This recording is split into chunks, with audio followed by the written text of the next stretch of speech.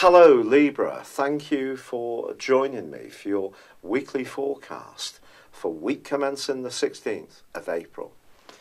Mercury, the planet of communication, is now going forwards, and we can all look forward to a time when communications are a little less tense and crosswires can reduce. It's really going to unravel in a positive way from the 4th of May. But there's still good news coming in this week, not least that your ruler Venus is forging an awesome angle to Pluto. Pluto, the planet which has, let's be honest about it, been a tough transforming influence since 2008 for you, and also for me with my Libra ascendant when it comes to family, home and emotional issues. But these two are linking brilliantly together this week. So if you are wanting to draw really close to someone in a very sincere and emotionally committed way, this bond can just reach a new level of depth and resonance, which really pleases you.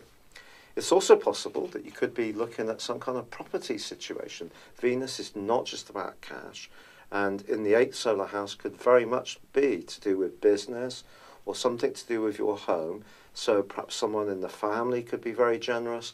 Maybe you're going to have a valuation on your property which comes out favourably, or you're making some changes which can make it much more comfortable or perhaps increase its value. If you're looking for somewhere to live, a rental accommodation can come up, which is just what you've been looking for. Now, of course, Mercury is now going forwards, which is great, but I have to say by the end of this week it repeats its square with Saturn, which happened a few weeks ago. So there could still be the odd tense moment with the people who don't get it. But again, it's all about boundaries, isn't it? That's what the stars have been teaching you and I in recent years, is not to be so giving. It's to be much more assured about what we will and won't do. So that could be a bit of a pinch point in one side towards the end of this week. But Mars is still forging a lovely angle to Neptune.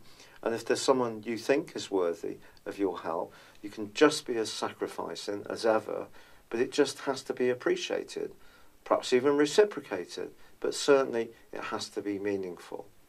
Now on Tuesday we do have a new moon, and this new moon is fabulous for all sorts of relationships because it's in your sector of relating, of partnerships, but it's also linking to Uranus, the influence which has been a bit stormy and a bit unsettling since 2011 full time.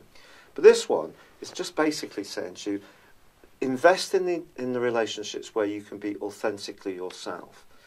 If you're in a tie where you feel you're having to follow conventions or be too much what someone else wants from you, you could really kick back against this over the next 4 weeks. But that's just going to see you evolve in a much more true way.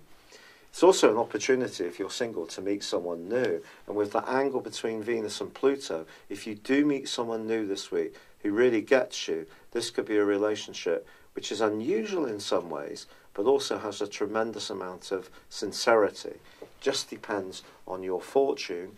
But I do feel that over the next 4 weeks, you're going to be radiating a much more open signal to the types of people that you can connect to. And that may be different to types of people that you've been able to relate closely to in the past. The Sun, it's true, does move on Thursday into the passionate, deep 8th house, joining up with Venus.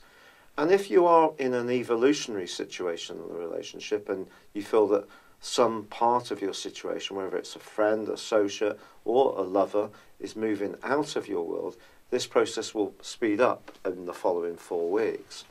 But I want to tell you something about Chiron. Chiron's been passing its way through the sign of Pisces for some time. It moves on Tuesday, along with the new moon, into the sign of Aries. It's possible that if you have felt that relationships is an area that's not working for you so well, that healing can come through for you over the next 6 months. But the way Chiron works is that we have to work on our wound first before the healing comes.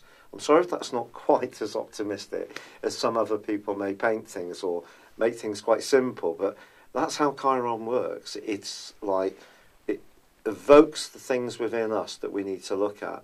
Once we work with those, We deconstruct ourselves in some ways, and then we can rebuild, learn, and heal. But you have got an opportunity from here on in to make relationships better, and of course that all comes down to a degree to your own desires, your own motivations, and your own focus, because you may well be in a very happy relationship and you're looking for other things in your situation.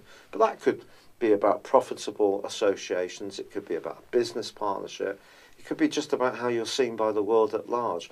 But some healing can come, but some self-analysis around how things don't work for you and me may need to occur first of all.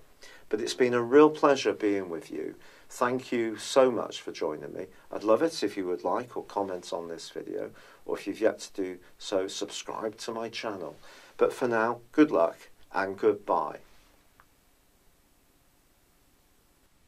Thank you for joining me. If you'd like to know more, please visit my website at www.patrickarundell.com or download my free app in iOS, Google or Facebook at www.horoscope-ace.com.